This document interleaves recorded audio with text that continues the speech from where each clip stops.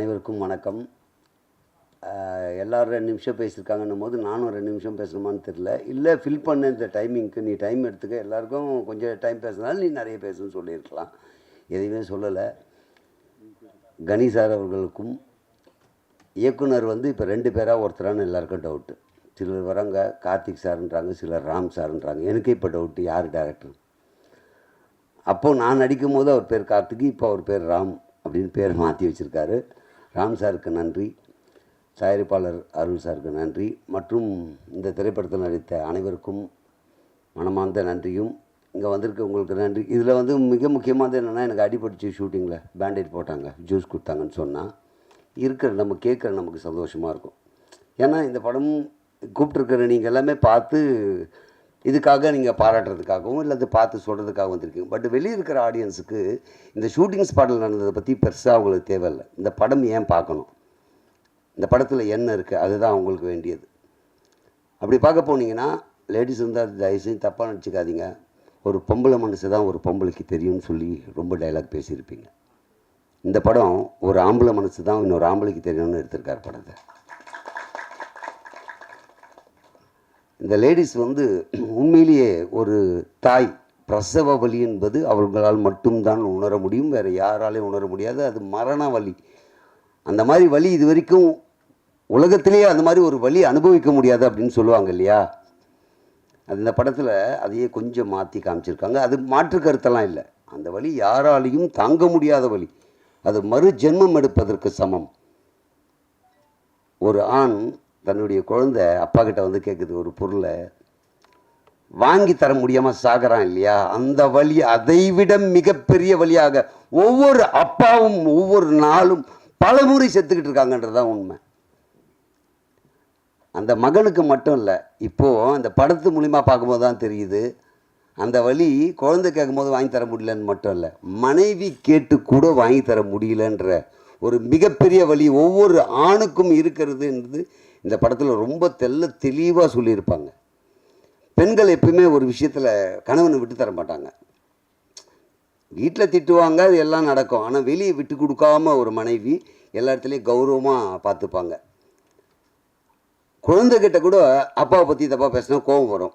ஆனால் அதில் எங்களுக்கு வில்லங்கமே என்னென்னா, காப்பாற்றி விடுறேன்ட்டு அங்கே நல்ல பேர் வாங்கிட்டு அந்த நல்ல பேருக்காக நாங்கள் அவஸ்தைப்படுறது இருக்க, அதை பற்றி ரொம்ப தெளிவாக படத்தில் சொல்லியிருக்காங்க. இது ஏன்னா, பெண்கள் எங்களை ரொம்ப காப்பாற்றி விட வேண்டாம், காப்பாற்றுன்ற பேரில் எவ்வளோ சிக்கலில் மாட்டி விடுறீங்க இந்த படத்தில் பார்த்தீங்கன்னா தெரியும். அந்த மாதிரி பல விஷயங்கள் இந்த படத்தில் இருக்குது.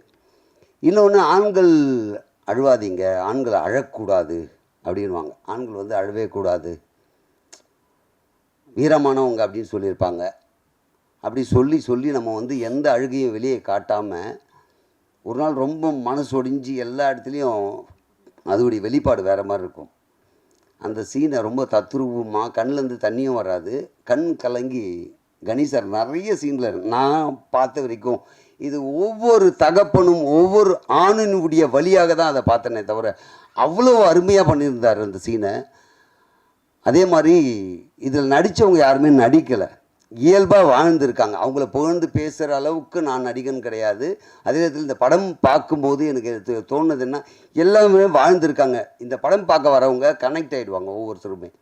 இது என் வாழ்க்கையில் நடந்தது, இப்படி தான் என் வாழ்க்கையில் நடந்துக்கிட்டு இருக்கு, இப்படி தான் ஒவ்வொருத்தரும் வாழ்ந்துகிட்டு இருக்கோன்றதை காட்டக்கூடிய ஒரு அருமையான படம் இந்த படம். இன்னொரு சின்ன விஷயம், அதாவது தமிழக அரசுக்கு உடனே அரசியல் அப்படின்னு நினச்சிடாதீங்க, கான்ட்ரவர்சியாக எதுவும் இருக்காதுங்க. என்னென்னா, பல திரைப்படங்கள் ரிலீஸ் ஆக மாட்டேங்குது, தேட்டர் கிடைக்கல, ஒரு பிரச்சனை இருக்குது. இதை நம்ம பேசி சரி பண்ண முடியாது. ஒரே வழி, கவர்மெண்ட்டு தமிழ்நாடு ஃபுல்லாக எல்லா மாவட்டங்களிலும் திரையரங்கத்தை கட்டணும். அரசே கட்டி குறைந்த டிக்கெட்டில் பார்க்க வச்சு, பார்க்கிங் சார்ஜ் இல்லாமல் சாப்பிட்ற உள்ளே விற்கிற ஸ்நாக்ஸு குறைந்த விலையிலையோ அல்லது நியாயமான விலையிலையோ விற்றா பல இயக்குநர்கள் வாழ்க்கை காப்பாற்றப்படும். அதே மாதிரி நீங்கள் நினைக்கிற மாதிரி மற்ற துறையில் ஒரு போக்குவரத்து துறைனா ஒரு யூனியன், அந்த ஒரு யூனியன் தான் நடத்தும் அல்லது நிறுத்தும், ஏதோ ஒன்று பண்ணும். சினிமாவில் ஒரு சீன் எடுக்கிறதுக்கு நாங்கள் 24 கிராஃப்ட்டு ஒன்றா சேரணும். இந்த 24 யூனியனும் வாழ்ந்துட்டுருக்கு. ஸோ அந்த 24 யூனியன் வாழ்க்கையை காப்பாற்ற வேண்டியது யார் அப்படின்னு பார்த்தீங்கன்னா இன்றைக்கி அரசுக்கும் பொறுப்பு இருக்குது. பல திரைப்படங்கள் ரிலீஸ் ஆகாதனால நிறைய பேர் வாழ்க்கை ஸ்தம்பிச்சு போகுது. சினிமா நாங்கள் என்டர்டெயின்மெண்ட் தானங்கன்னா இல்லை, பலருடைய வாழ்க்கை. உங்களுக்கு பொழுதுபோக்காகவும் பல கருத்துக்களையும் சொல்லி இருந்தாலும் கூட பலருடைய வாழ்க்கை, பலருடைய லட்சியம். இயக்குனருக்கு அது லட்சியம், இசையமைப்பாளருக்கு லட்சியம், பாடலாசிரியருக்கு லட்சியம், அவங்களுக்கெல்லாம் லட்சியம் இந்த படம் மூலிமா நம்ம வெளியே வந்துட மாட்டோமான்னு. டெக்னிக்கலாக இருக்கிறவங்களுக்கு லைஃப், ஒரு நாள் வேலை கிடைச்சா அவங்க குடும்பத்தை அவங்க நடத்தி செல்ல முடியும். அப்போ இதுக்கு செவி சாய்த்து அரசு திரையரங்களை கட்டுங்கள், கட்டிட்டு குறைந்த விலையில் டிக்கெட் பண்ணிங்கன்னா சென்சார் போர்டு, அதுக்கு நிறைய வரமுறை இருக்குது. சென்சார் போர்டில் என்றைக்கு வந்து இந்த படம் சென்சாருக்கு வந்தது, அந்த வரிசையில் இந்த படத்தை ரிலீஸ் பண்ணுறதுக்கு இந்த டேட் தரோம், அப்படி வரிசைப்படுத்தி கொடுத்தா எல்லா படமும் ரிலீஸ் ஆகும். ஸோ எங்களுக்கு வாழ்வாதாரம் உயரும், பல ஆரோக்கியமான படங்கள் வரும். நிறைய பேர் சொல்லுவாங்க நல்ல கதை எடுத்தால் பார்க்க தயாராக இருக்காங்க, நல்ல படம் எடுங்க மக்கள் பார்ப்பாங்க. தேட்டருக்கு வந்தால் தானேங்க பார்க்குறதுக்கு, தேட்டரே கிடைக்கலையே, அதுதானே பிரச்சனையே. நல்ல கதை இருக்குது, நல்ல படம் இருக்குது, ரிலீஸ் ஆனதுனாங்க நீங்கள் பார்ப்பீங்க. ரிலீஸ் ஆகிறதுக்கு தேட்டர் எங்கே இருக்குது? இது நான் கான்ட்ரவர்சிக்காக பேசுகிறேன். இது உண்மையிலேயே நான் சிறு சிறு வேடமாக நடித்த 14 படம் இன்னும் ரிலீஸ் ஆகலை. எனக்கு ஒரு ஏக்கம் இருக்கும்ல, இந்த படம் ரிலீஸ் ஆனால் நமக்கு லைஃப் கிடைச்சிடா, இந்த படத்தை மூலிமா நம்ம வெளியே தெரிஞ்சிட மாட்டோமான்னு ஒரு எண்ணம் இருக்கும்ல.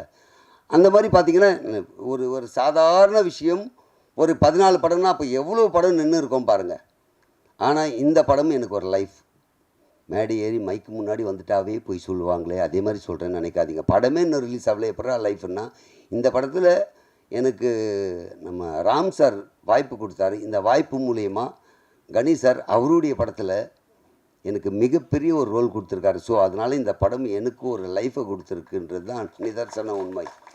ஒரு படம் நடித்து வெளிவரதுக்கு முன்னால் எனக்கு ஒரு லைஃபையே கொடுத்துருக்கு அப்படின்னும் போது, இந்த படம் வெளிவந்த அப்புறம் நிச்சயமாக 100% எல்லா ஆண்களும் ஒரு சொட்டு கண்ணீர், அதை உடனே சோகமான படம் நினச்சி இது வேறு போட்ட போகிறீங்க, எனக்கு வேறு பயமாக இருக்கீங்க, என்ன பேசணும்னு தெரியல மைக்கு முன்னாடி வந்துட்டா. அதனால் இது சோகமான படம் இல்லை, அவனுடைய வலியும் வேதனையும் வெளிக்காட்டக்கூடிய படம். அப்படியாப்பட்ட படத்தை நீங்கள் ஆதரிப்பீங்கன்னு முழுசாக நம்புகிறோம். நாங்கள் எவ்வளோ காஸ்ட்லி கேமராவில் எடுத்து எவ்வளோ பெரிய நடிகர் நடித்தாலும் எவ்வளோ பண்ணாலும் நீங்கள் தான் கொண்டு போய் சேர்க்க முடியும். மீடியா மட்டும்தான் இந்த படத்தினுடைய விமர்சனத்தை கொடுத்து வெற்றி பெற செய்ய முடியும், மக்களையே கொண்டு சேர்க்க முடியும்ன்ற பெரிய நம்பிக்கை இருக்குது. அதனால் தயவு செஞ்சு இந்த படம் எல்லாரும் பார்க்கறதுக்கு தேட்டருக்கு வாங்க. நான் வந்து நடித்ததுக்காக கதை விட்டு போகிறேன் அப்படின்னா நீங்கள் பார்த்துட்டு உண்மையிலேயே சொன்னதில் விஷயம் இருக்கா இல்லையான்றது உங்களுக்கு தெரியும். ஸோ சும்மா நம்ம வந்து ஏதோ ஒன்று பேசி போயிட்டோன்னா நாளைக்கு என்னை பார்க்கும்போதெல்லாம் என்னையா போய் சொல்லி இந்த படம் அப்படி இல்லையான்னு திட்டுவீங்கள்ல.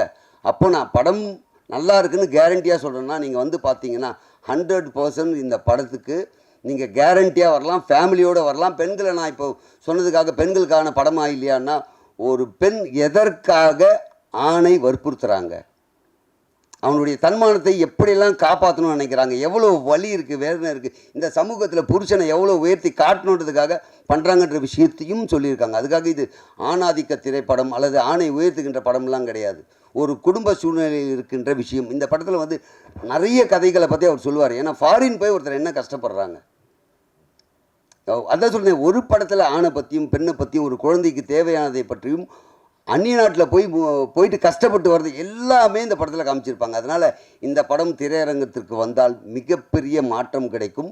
அது லைஃபே சேஞ்ச் ஆகும்னு நினைக்கிறேன். எல்லார் குடும்பத்திலையும் இனிமேல் இப்படி தான் இருக்கணும், இப்படி இருக்கலாம், இது சரி இது தப்புன்ற பல விஷயம் புகுத்தி கொடுத்துருக்கிற படம். உண்மையிலேயே அனைவரும் வந்து வெற்றி பெற செய்வீர்கள் என்ற முழு நம்பிக்கையோடு விடைபெறுகிறேன். நன்றி, வணக்கம், தேங்க்யூ.